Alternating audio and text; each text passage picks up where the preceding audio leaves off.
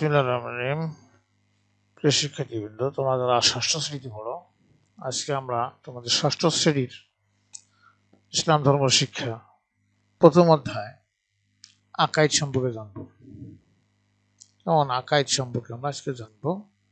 তোমরা ক্লাসটি মনোযোগ করে শোনো। বিসমিল্লাহির রহমানির রহিম। আকাইদ হলো আরবি শব্দ, এটি হলো এক বছর। এর অর্থ হলো বিশ্বাসমালা। এর এক বছর হলো আকিদা। আল আকিদা যার অর্থ হলো বিশ্বাস। আকিদার অর্থ হলো কি? বিশ্বাস। ইসলামের মৌলিক বিষয়সমূহের প্রতি বিশ্বাসকে আকিদা বলা হয়। তাহলে যদি প্রশ্ন হয় যে আকিদা কাকে বলে, তাহলে ইসলামের মৌলিক বিষয়সমূহের প্রতি বিশ্বাসকেই আকিদা বলা হয়। এটুকু উত্তর। যেমন আল্লাহর প্রতি বিশ্বাস, নবী রসুলদের প্রতি বিশ্বাস, ফেরেশতার উপর বিশ্বাস, আসমানি কিতাবসমূহের উপর বিশ্বাস, আখিরাতের উপর বিশ্বাস, তকদিরের উপর বিশ্বাস, পুনরুত্থান ইত্যাদির উপর বিশ্বাস স্থাপন করার নাম হলো আকিদা। আশা করি তোমরা বুঝতে পেরেছ। তা আমরা এই অধ্যায়ে শিখব কি? এদেশের আকিদার ধারণা বর্ণনা করতে পারবো, তাওহীদের একাত্মবাদ ধারণা তাৎপর্য, তাওহীদের বিশ্বাসের গুরুত্ব ব্যাখ্যা করতে পারবো, অর্থসহ কালেমা তাইয়্যিবা এবং কালেমা শাহাদাত উচ্চারণ শুদ্ধ উচ্চারণ পড়তে পারবো, বলতে ও ব্যাখ্যা করতে পারবো। তারপরে ইমান মুজাম্মাল, ইমানের সংক্ষিপ্ত পরিচয়, অর্থসহ উচ্চারণে পড়তে ও বলতে আমরা ব্যাখ্যা করতে পারবো। আল্লাহর কতিপয় গুণবাচক নামের অর্থ ব্যাখ্যা করতে পারবো। রিসালাতের ধারণা প্রয়োজনীয় ব্যাখ্যা করতে পারবো। আখিরাতের ধারণা, বিশ্বাসের গুরুত্ব, পর্যায়সমূহ ব্যাখ্যা করতে পারবো। নৈতিকতা উন্নয়নে আকীদার গুরুত্ব বিশ্লেষণ করতে পারবো। তো আজকের হলো পার্ট 1। পার্ট 1-এর মধ্যে আছে তাওহীদ। আর তাওহীদের ধারণা কি? তাওহীদ এটা আরবি শব্দ। যদি প্রশ্ন তাওহীদ কি শব্দ? আরবি শব্দ। বাংলা ভাষায় একে বলা হয় একত্ববাদ। আল্লাহ তাআলাকে এক ও অদ্বিতীয় সত্তা হিসেবে বিশ্বাস করাকে তাওহীদ বা একত্ববাদ বলা হয়।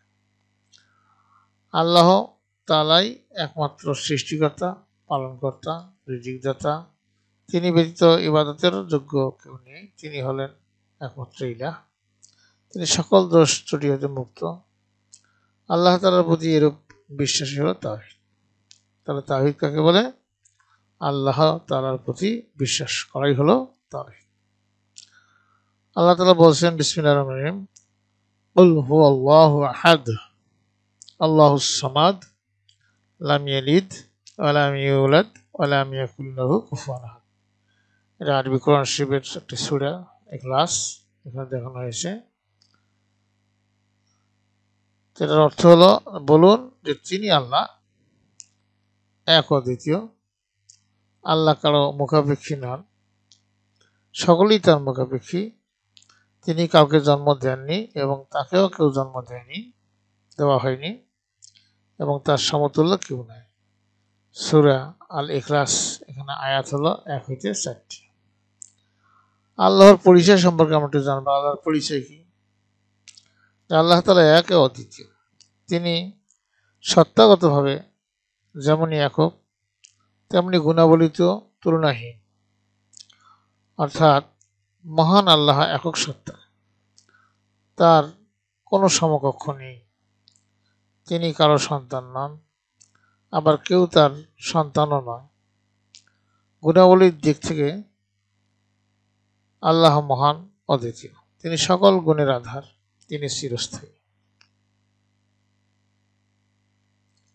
এবং চিরজীব, শাশ্বত সত্য। তিনি সৃষ্টিকর্তা, পালনকর্তা, রক্ষাকর্তা, পুরস্কারদাতা, শান্তিদাতা ইত্যাদি। তিনি লা শারীক, মানে তার কোনো শরীক নেই। তার সমান ও সমকক্ষ কেউ নেই। তার গুণাবলীর সাথে কোনো কিছুই তুলনা করা যায় না। তার তুলনা একমাত্র তিনি নিজেই। এখন আমরা শিখব তাওহীদের তাৎপর্য কি। আমরা আমাদের চারপাশে নানা রকম জিনিস দেখতে পাই। সুন্দর সুন্দর ফুল, ফল, গাছপালা, তরুলতা, পশু পাখি ইত্যাদি। এছাড়া রয়েছে নদী নালা, পাহাড় পর্বত, বন জঙ্গল, সাগর মহাসাগর। আরও আছে বিশাল আকাশ, চন্দ্র, সূর্য, গ্রহ, নক্ষত্র ইত্যাদি। আমরা খালি চোখে দেখতে পাই না এমন অনেক বস্তু এবং প্রাণী রয়েছে। এই সব কিছুই সৃষ্টি জগতের অন্তর্গত। এগুলো সৃষ্টিকর্তা ছাড়া নিজ হাতে সৃষ্টি হয়নি। নিশ্চয়ই একজন স্রষ্টা এগুলো সৃষ্টি করেছেন। তিনি হলেন কে? মহান আল্লাহ। তিনি সবকিছু সৃষ্টি করেছেন, তার কোনো সাহায্যকারীর প্রয়োজন হয়নি। তিনি যদি বলেন যে কোন, মানে হও, বলার সঙ্গে সঙ্গেই সবকিছু সৃষ্টি হয়ে যায়। বিশ্বজগতের সবকিছু তিনি মানুষের কল্যাণের জন্য সৃষ্টি করেছেন।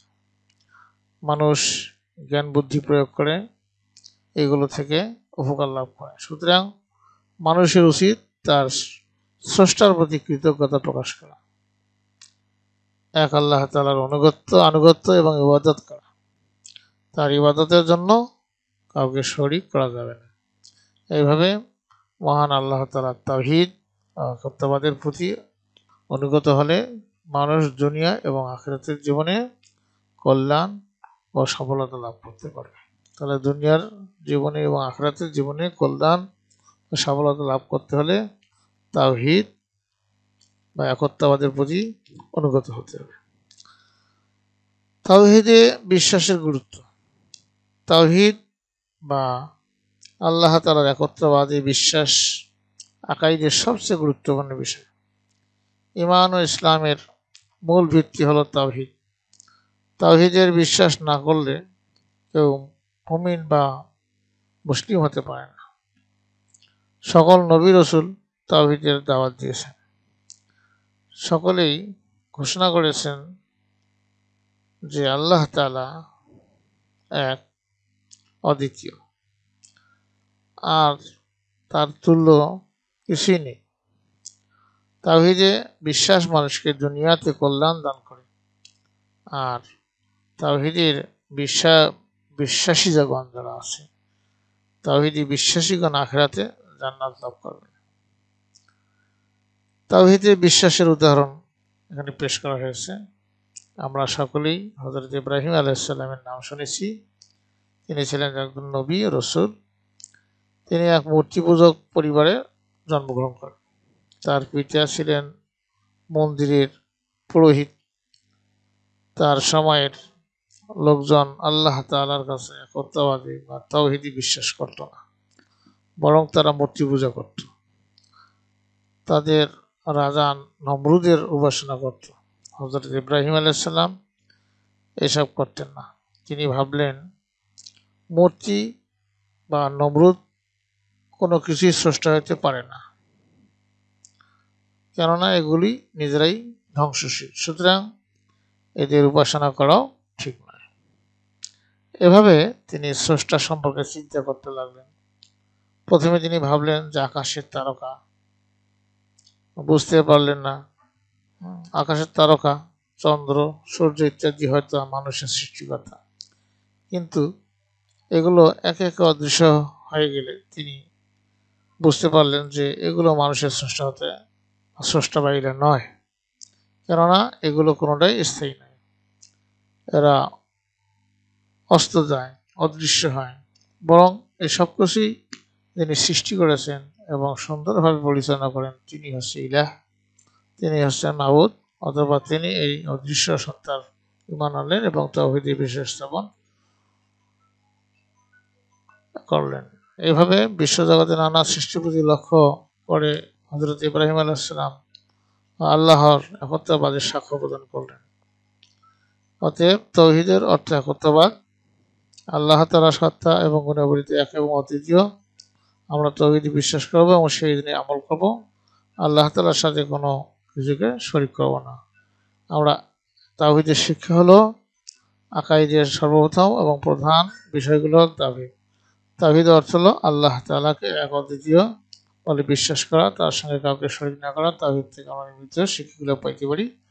তাওহীদের শিক্ষা সম্পর্কে ইনশাআল্লাহ আগামী ক্লাসে আমরা আলোচনা করব। আজকে প্রথম ক্লাস, শুধু আমরা এগুলো ধারণার জন্য নিচ্ছি এবং পরবর্তীতে ইনশাআল্লাহ প্রশ্নোত্তরগুলো আমি ধারাবাহিকভাবে তোমাদের কাছে পেশ করব। তোমরা সাথেই থাকো, উপকৃত হবে ইনশাআল্লাহ। তোমাদের সর্বাঙ্গীন মঙ্গল কামনা করে সেখানে বিদায় নিচ্ছি। খোদা হাফেজ।